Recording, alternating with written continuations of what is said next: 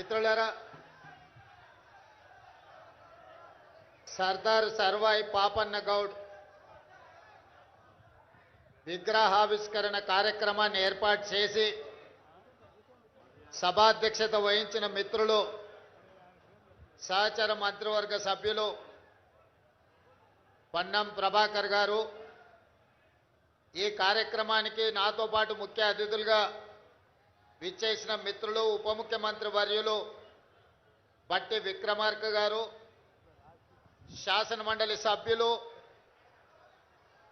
నాతో పాటు జోడెద్దుల్లాగా పనిచేసి ప్రజాపాలన అధికారంలోకి రావడానికి నిరంతరం శ్రమించిన పిసిసి అధ్యక్షులు మహేష్ కుమార్ గౌడ్ గారు, అదేవిధంగా మిత్రులు సహచర మంత్రివర్గ సభ్యులు దుద్దిళ్ల శ్రీధర్ బాబు గారు, పెద్దలు సహచర మంత్రివర్గ సభ్యులు తుమ్మల నాగేశ్వరరావు గారు, సోదరుడు సహచర మంత్రివర్గ సభ్యులు పొంగులేటి శ్రీనివాస్ రెడ్డి గారు, సోదరిమణి ధనసరి సీతక్క మంత్రి గారు, అదేవిధంగా మరో సహచర మంత్రివర్గ సభ్యులు అడ్లూరి లక్ష్మణ్ గారు, అదేవిధంగా వేదిక మీద వి హనుమంతరావు గారు పెద్దలు, వివిధ పార్లమెంట్ సభ్యులు, శాసన మండలి సభ్యులు, శాసన సభ్యులు, వివిధ కార్పొరేషన్ల చైర్మన్లు, మా గీతా కార్మిక సంఘ చైర్మన్ చంద్రశేఖర్ గౌడ్ గారు, వైస్ చైర్మన్ నాగరాజ్ గౌడ్ గారు, అదేవిధంగా మిత్రులైన గౌడ సోదరులందరూ వేలాదిగా తరలి వచ్చి సర్దార్ సర్వాయి పాపన్న గౌడ్ విగ్రహావిష్కరణ ఈ తెలంగాణ బహుజనుల తెలంగాణ, ఈ తెలంగాణ ప్రజాపాలనలో సామాజిక న్యాయము, సమానమైన అవకాశాలు, జీవించడానికి స్వేచ్ఛ ఇందిరమ్మ పాలనలో ఉంది అని నిరూపించి దాదాపుగా 75 సంవత్సరాల పైగా స్వతంత్ర రాష్ట్రంలో మా గీత కార్మికులు, మా గౌడన్నలు ఎంతో కాలం నుంచి సర్దార్ సర్వాయి పాపన్న విగ్రహాన్ని పెట్టాలి, వారి పోరాట స్ఫూర్తిని భవిష్యత్ తరాలకు అందించాలి అని వారంతా తాపత్రయపడ్డారు. నాకంటే వాళ్ళకే ఎక్కువ తెలుసు. ఏ కారణాలు ఏమైనా తెలంగాణ రాష్ట్రంలో ఒక పక్కన మిత్రుడు హైదరాబాద్ ఇన్ఛార్జ్ పొన్నం ప్రభాకర్ గారు, మరో పక్కన పిసిసి అధ్యక్షులు మిత్రుడు మహేష్ కుమార్ గౌడ్ గారు, అదేవిధంగా బీసీ జేఏసీ జాజుల శ్రీనివాస్ గౌడ్ గారు అందరూ వచ్చి మీరు జ్యోతిరావు పూలే దంపతుల విగ్రహం, సర్దార్ సర్వాయి పాపన్న గౌడ్ గారి విగ్రహాన్ని పెట్టాలి, మీరు పెడితే మీ గౌరవం మరింత పెరుగుతుంది అని చెప్పి నా దృష్టికి తీసుకురావడం జరిగింది. వారు వివిధ ప్రాంతాలలో జ్యోతిరావు పూలే గారి కోసమైనా సర్దార్ సర్వాయి పాపన్న గౌడ్ విగ్రహం కోసమైనా వేరే వేరే స్థలాలను వాళ్ళు పరిశీలించి అక్కడ ప్రతిష్ఠించాలి అని నా దృష్టికి తెచ్చింది. అప్పుడు నేను ముఖ్యమంత్రి హోదాలో నక్లెస్ రోడ్డు చౌరస్తాకు వెళ్ళి అక్కడ స్థలాన్ని పరిశీలించి ఈ చౌరస్తాలో అంబేద్కర్ గారు ఒక పక్కన, జ్యోతిరావు పూలే ఇంకొక పక్కన ఉండాలి అని అక్కడ స్థలాన్ని మిత్రులకు నేనే సూచన చేసిన. ఆ తర్వాత అక్కడి నుంచి ఈ దారిలో వచ్చి ఇక్కడ ఈరోజు పాపన్న విగ్రహం పెట్టుకున్న దగ్గర టూరిజం కార్యాలయం ఉండే, బిల్డింగ్ ఉండే, టూరిజం అధికారులను మంత్రిని పిలిచి ఈ కార్యాలయాన్ని తరలించండి, ఈ బిల్డింగ్ను కూలగొట్టండి, ఇక్కడ సర్దార్ సర్వాయి పాపన్న విగ్రహ ప్రతిష్ఠ చేసుకుందాం, హైదరాబాదు నగరాన్ని సందర్శించడానికి వచ్చిన ఇతర జిల్లాలు, ఇతర రాష్ట్రాలు, ఇతర దేశాల నుంచి ఎవరు పర్యాటకులు వచ్చినా, లేదా గణేష్ నిమజ్జనం అప్పుడు, లేదా సచివాలయంలో ప్రభుత్వంతో ఏ పనులు ఉన్నా ఈ ట్యాంక్ బండ్ మీదకి ఎవరు వచ్చినా సర్దారు సర్వాయి పాపన్న దర్శనం జరగాలి. వారి పోరాట స్ఫూర్తి ఆనాడు రాజులు, భూస్వాములు, జమీందారులు అందరూ కలిసి పేదల మీద, బహుజనుల మీద దాడులు చేస్తున్నప్పుడు, వాళ్ళ ఆత్మ గౌరవానికి భంగం కలిగిస్తున్నప్పుడు ఈ బహుజనుల నుంచే పుట్టుకు వచ్చిన వీరుడు సర్దార్ సర్వాయి పాపన్న గౌడు. సర్దార్ సర్వాయి పాపన్న గౌడ్ ఒక కులాని కోసమో ఒక కుటుంబం కోసమో పనిచేయలే. బహుజనులందరినీ కూడగట్టుకొని బహుజనులతోని దండయాత్ర చేసి గోల్కొండ కిలా మీద జెండా ఎగరేసి బహుజనుల సమాజాన్ని స్థాపించిన వీరుడు. ఆయన స్ఫూర్తి ఎప్పుడు ఈ తెలంగాణ ప్రజలకు ఉండాలి. అందుకే వారి విగ్రహాన్ని ఇక్కడ పెట్టండి. దానికి అవసరమైన నిధులు ఎన్నైనా అద్భుతమైన మహారాష్ట్రలో ఒక ఛత్రపతి శివాజీ విగ్రహాన్ని పెట్టుకోవడానికి మరాఠీలు ఎంత ప్రాధాన్యత ఇస్తారో తెలంగాణ రాష్ట్ర బిడ్డలు కూడా వీరుడైన సర్దార్ సర్వాయి పాపన్న గౌడ్ విగ్రహానికి కూడా వాళ్ళ చరిత్రను గొప్పగా రాసుకొని ప్రపంచానికి చెప్పుకున్నారు. మనం పోరాటం చేసినాం, విజయాలు సాధించినాం, కానీ చరిత్రను చెప్పుకోవడంలో వెనుకబడితే ఇప్పుడే మిత్రుడు మహేష్ గౌడ్ గారు చెప్తున్నారు. మన వాళ్ళు కాదు, బ్రిటిష్ లైబ్రరీలో ఇంగ్లాండ్లో సర్దార్ సర్వాయి పాపన్న గురించి పెద్ద పుస్తకం, ఆయన పౌరుషం గురించి, ఆయన పోరాటం గురించి, ఆయన వీరత్వం గురించి రాస్తే అక్కడి నుంచి తిరిగి ఆయన జీవిత చరిత్రను మనం తెలుసుకున్నాము అని. అంటే ఒక గొప్ప వీరుడి గాథ మనము కాదు, పక్క దేశాల వాళ్ళే గుర్తించి అక్కడ వాళ్ళ లైబ్రరీలో ఆ వీరుడి యొక్క గాథను గ్రంథ రూపంలో పెట్టిండ్రంటే మహానుభావుడు, గొప్ప వ్యక్తి కాబట్టే బహుజనుల కోసం తన జీవితాన్ని అంకితం చేసిండు కాబట్టే ఈరోజు వారికి ఆ కీర్తి గౌరవం దక్కింది. వందల సంవత్సరాలైనా ఈనాడు మనమందరం స్మరించుకుంటున్నాము, వారిని స్ఫూర్తిగా తీసుకుంటున్నాము అని అంటే వారి చేసిన పోరాటం అద్భుతము. ఆనాడు రాజులను కూడా జయించిన బహుజనుడు సర్దార్ సర్వాయి పాపన్న గౌడ్. అందుకే ఆ వీరుడి విగ్రహాన్ని ఇక్కడ పెట్టడమే సముచితమని భావించి తెలంగాణ రాష్ట్ర ముఖ్యమంత్రిగా నిర్ణయం తీసుకొని ఈ ప్రాంతంలో మనం ప్రతిష్ఠించుకోవడం జరిగింది. మిత్రులారా, ఈ దారిలో వచ్చే వాళ్ళకు, పోయే వాళ్ళకు వాళ్ళ స్ఫూర్తి, వారి పోరాటం ఖచ్చితంగా భవిష్యత్ తరాలకు అందిస్తుంది. అదేవిధంగా దీన్ని అద్భుతంగా నిర్వహించుకునే బాధ్యత మా గౌడన్నలదే. దాన్ని కాపాడుకొని చాలాసార్లు విగ్రహాలను ప్రారంభించుకుంటాం, కేవలం వర్ధంతులు, జయంతుల రోజు వచ్చి దండ వేసి దండం పెట్టుకొని పోతుంటాం.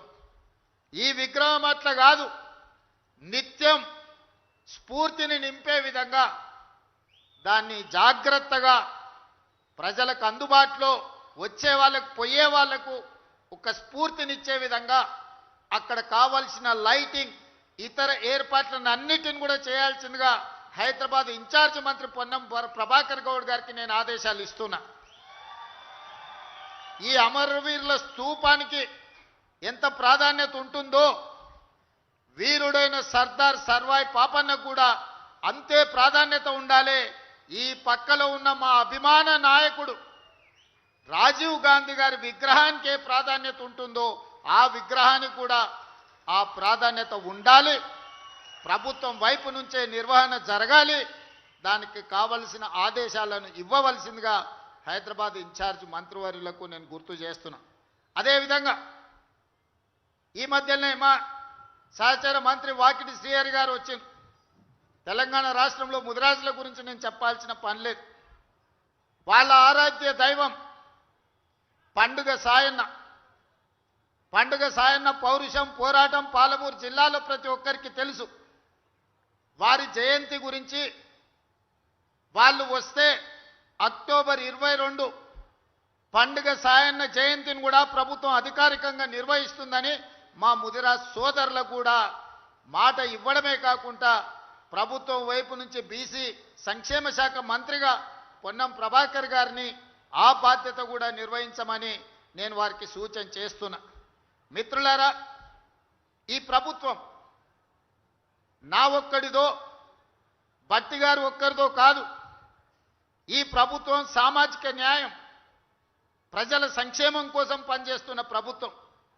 ఈ ప్రభుత్వంలో ప్రతి ఒక్కరికి అవకాశం ఉంటుంది. ఆనాడు మల్లికార్జున్ గౌడ్ గారు మా జిల్లా నుంచి పార్లమెంట్ కేంద్ర రైల్వే శాఖ మంత్రిగా గొప్ప సేవలు అందించారు. బాలాగౌడ్ గారు గొప్ప సేవలు అందించారు. చాలామంది ఎంతోమంది నాయకులుగా ఈరోజు కాంగ్రెస్ పార్టీ తరఫున ఎదిగాను. ఆనాడు పిసిసి అధ్యక్షుడిగా నేను, కార్యనిర్వాహక అధ్యక్షుడిగా మహేష్ గౌడ్ గారు గాంధీ భవన్ని నిరంతరం కార్యకర్తలకు అందుబాటులో ఉంటే నేను భట్టి గారు రాష్ట్రం నలుమూలల పాదయాత్రలు చేసినాం, ప్రజల్ని చైతన్యం చేసినాం. ఈనాడు ప్రభుత్వాన్ని ఏర్పాటు చేసుకున్నాం. మళ్ళొక్కసారి నేను ఒక్క మాట చెప్పదలుచుకున్నాను. ఈరోజు ప్రమోషన్ వచ్చి మహేష్ గౌడ్ గారు ఎమ్మెల్సీ పిసిసి అధ్యక్షుడైండు. పిసిసి అధ్యక్షుడిగా నాకు ప్రమోషన్ వచ్చి ఈరోజు ముఖ్యమంత్రిగా అయినా మా మిత్రుడు బట్టి విక్రమార్క గారు సిఎల్పి నాయకుడి నుంచి డిప్యూటీ సీఎంగా అయినరు. నాది మహేష్ గౌడ్ కాంబినేషన్ 2023 కాదు 2029లో మళ్ళీ ఇక్కడ ప్రభుత్వాన్ని ఏర్పాటు చేస్తాం. ఆనాడు డిఎస్ వైఎస్ ఏ విధంగా అయితే 10 సంవత్సరాలు ప్రభుత్వాన్ని 2 సార్లు అధికారంలోకి తెచ్చిండ్రో తప్పకుండా అధికారంలోకి తెస్తాం. ఆ అధికారంలోకి తేవాలంటే మా గౌడన్నలందరూ 100% సహకరించాలి. గ్రామాలలో మీకు మాకే పొత్తు.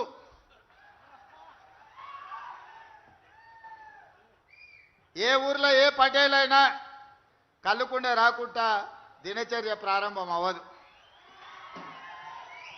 ఊర్లో మంచి చెడ్డ మతలావు తెలుసుకోవాలంటే ఏదో గౌడుతో మాట్లాడితే సాయంత్రం ఎవరెవరు వచ్చారు, ఏమేమి ప్రస్తావించారు, ఎవరి మనసులో ఏముందో కుల్లా సమాచారం తెలుస్తుంది.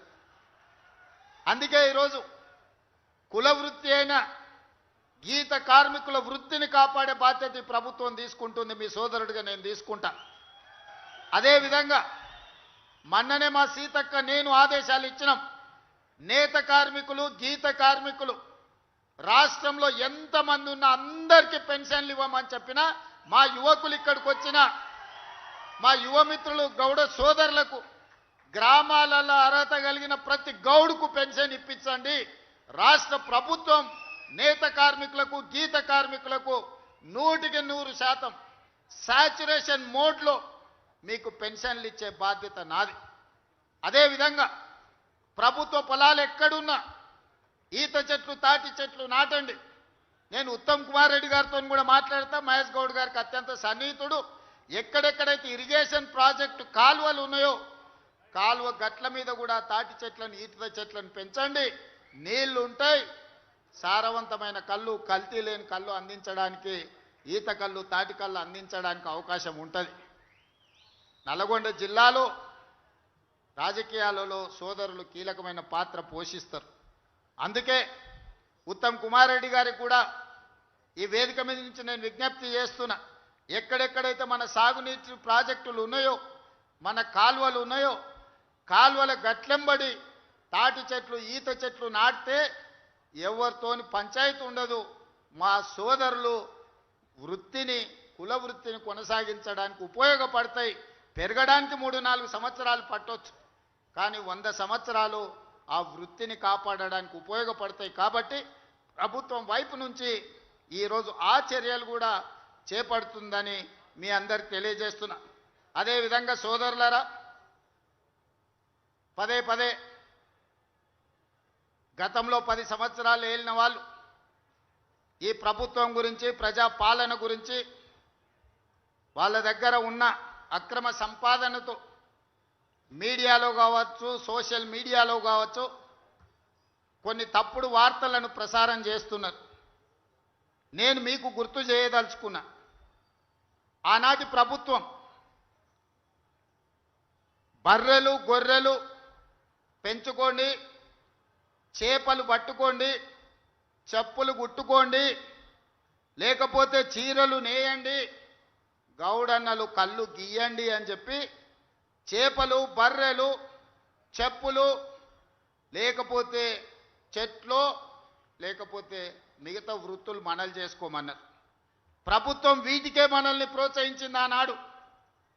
రాజ్యాలు మాత్రం మనము బర్రెలు గొర్రెలు పెంచుకొని చేపలు పట్టుకొని చెప్పులు కుట్టుకొని చెట్లు గీసుకుంటుంటే మనమందరం ఏం పని చేస్తే వాళ్ళ పిల్లలు రాజ్యాలు వెళ్తారని ఆనాటి ప్రభుత్వం చెప్పింది.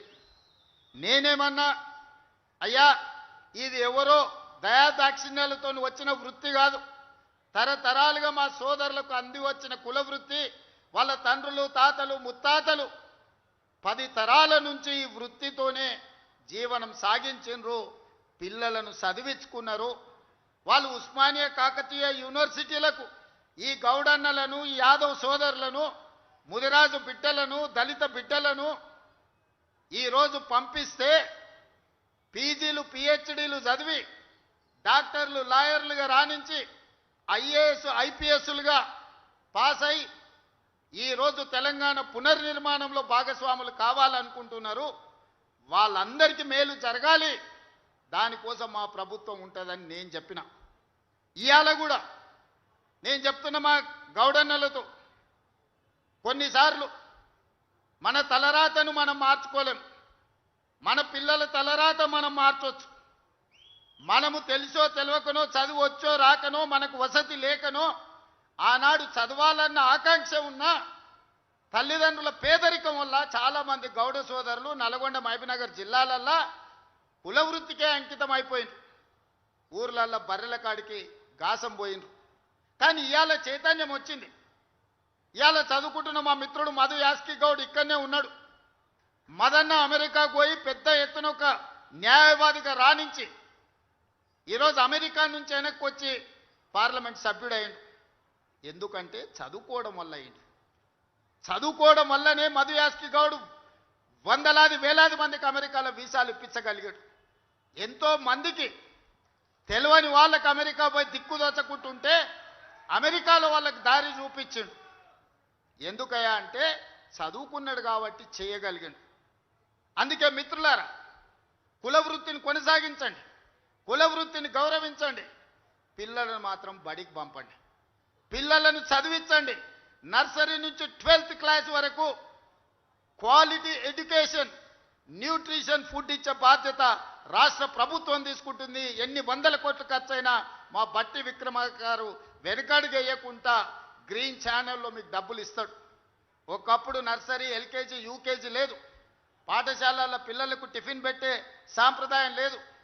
మధ్యాహ్నం అన్నం పెడితే దొడ్డు బియ్యం పెట్టి పల్చడి సాంబారు వస్తే పిల్లలు తినబుద్ధి కాక తిన్నా వామిటింగ్ చేసుకునే పరిస్థితి.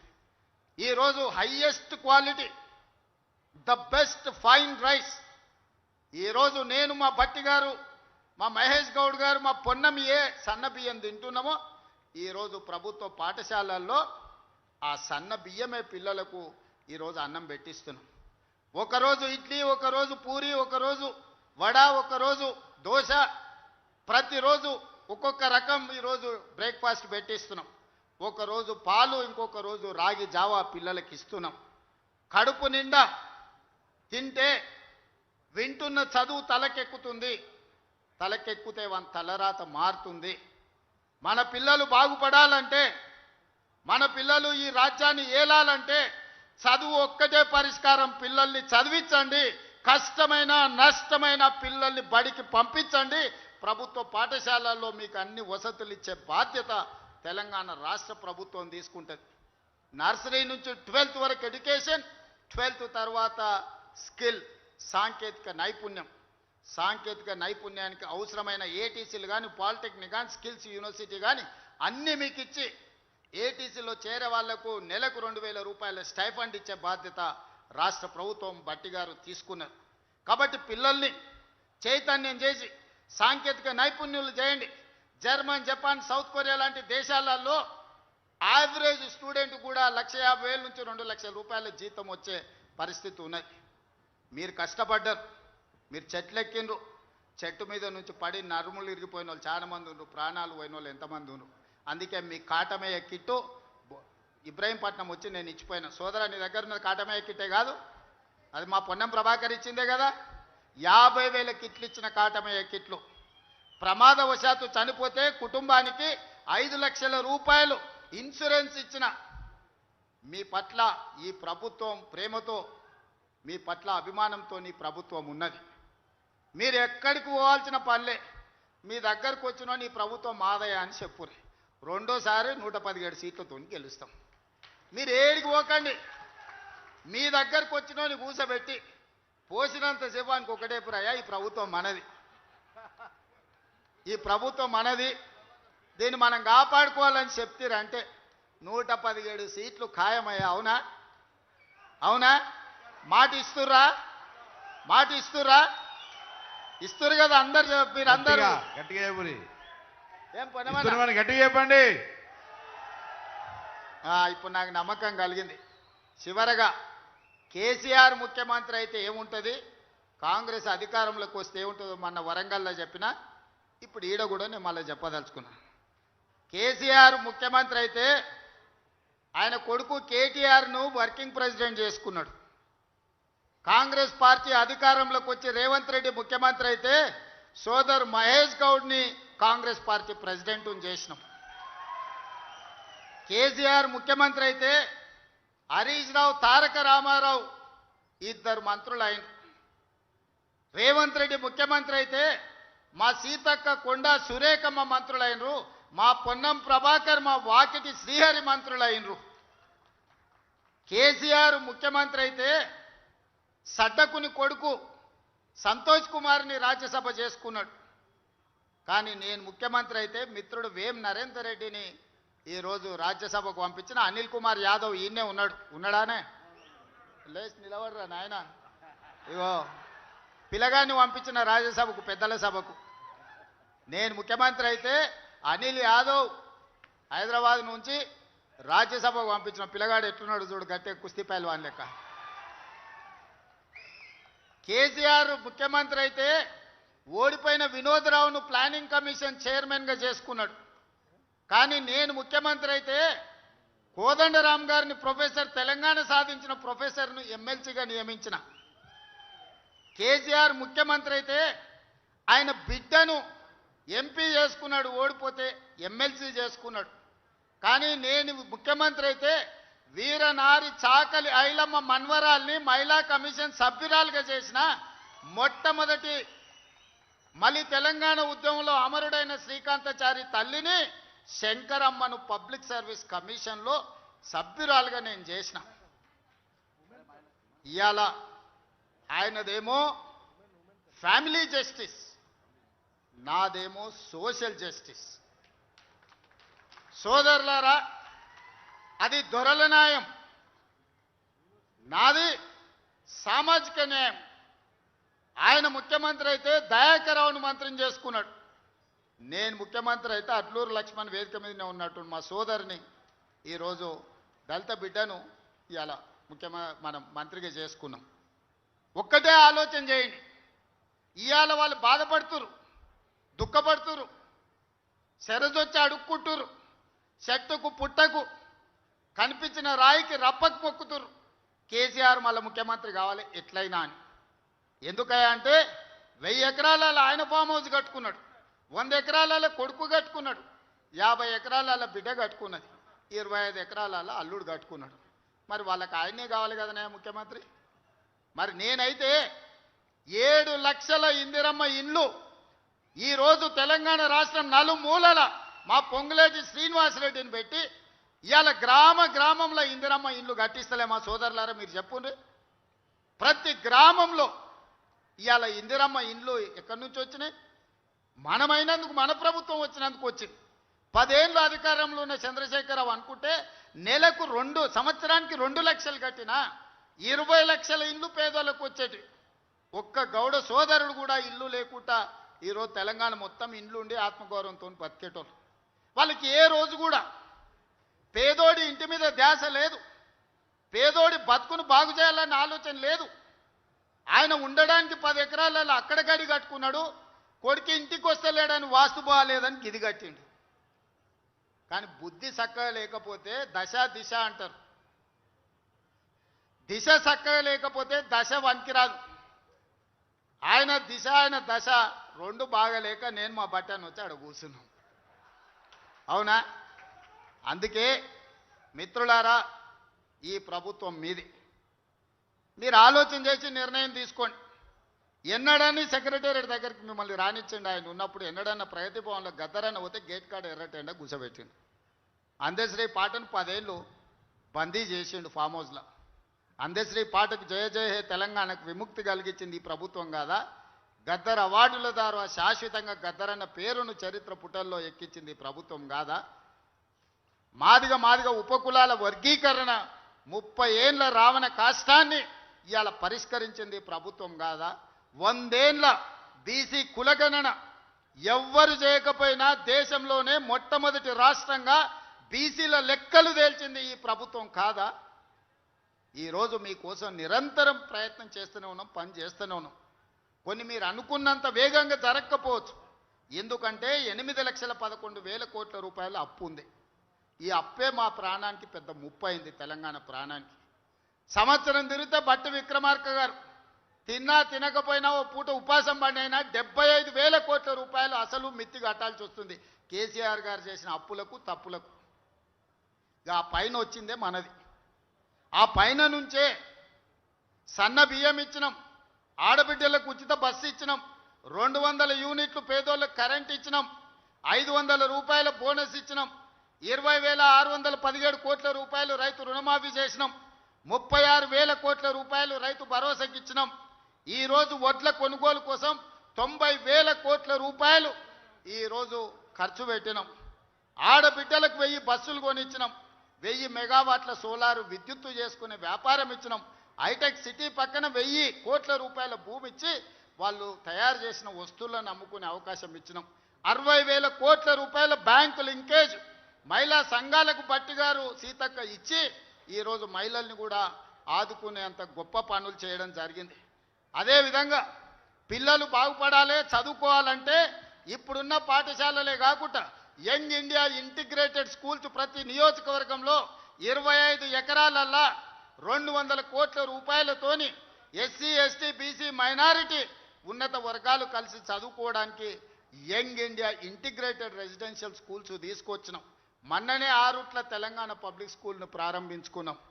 యంగ్ ఇండియా స్కిల్స్ యూనివర్సిటీ క్రీడాకారులను రాణించడానికి ఈరోజు తెలంగాణ రాష్ట్రంలో మనం స్పోర్ట్స్ యూనివర్సిటీని, స్పోర్ట్స్ అకాడమీని ప్రారంభించుకున్నాం. మిత్రులారా, మీరు ఆలోచన చేయండి.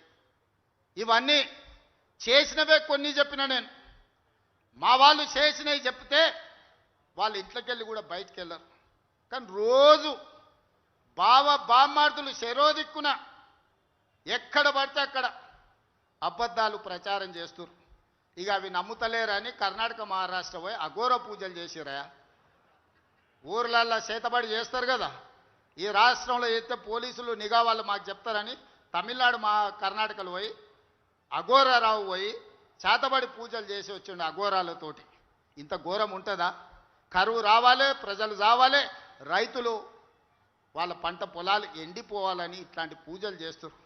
అధికారం పోతే ఇంత దిగజారుతారా? మీరు ఆలోచన చేయండి. అందుకే చేతబడి చేసేటోళ్ళని ఊర్లలో చెట్లకు కట్టేసి కొడతారు. మా గౌడన్నలకు బాగా తెలుసు. ఇట్లాంటి చేతబడి చేసేటోని ఊర్లలోకి వస్తే చెట్టు కట్టేయాల్సిందే, యాప చెట్టుకో ఈత చెట్టుకో కట్టాల్సిందే, తాటి చెట్టుకో. ఎందుకంటే ఇట్లాంటి వాళ్ళు మంచిది కాదు మన సమాజానికి. అందుకే సోదరులారా, ఒక మంచి కార్యక్రమాన్ని చేసుకుందాం. మనము మీ అందరి సహకారం, మిత్రులు బట్టి గారు, పొన్నం గారు, మహేష్ గౌడ్ గారు, మదన్న సహచర మిత్రులందరూ మంచి సహకారాన్ని అందిస్తున్నారు. ప్రభుత్వాన్ని ముందుకు తీసుకెళ్తున్నాం. మనం కుటుంబం నడిపినట్టు ఈ ప్రభుత్వం ఏదున్నా మీతో చర్చించి మంచి చెడ్డ ఏమున్నా మాట్లాడుకొని ముందుకెళ్దాం. ఈ ప్రభుత్వం మనది, ఈ ప్రభుత్వం మనది. మన ప్రభుత్వం పోయి ప్రజాప్రభుత్వం పోయి మళ్ళీ దొరల గడీల ముందల నీ బాంచన్ దొర అనే పరిస్థితి మనకు రావద్దని తెలియజేస్తూ మీ అందరి దగ్గర సెలవు తీసుకుంటున్న ధన్యవాదాలు మిత్రులారా. నాగరాజు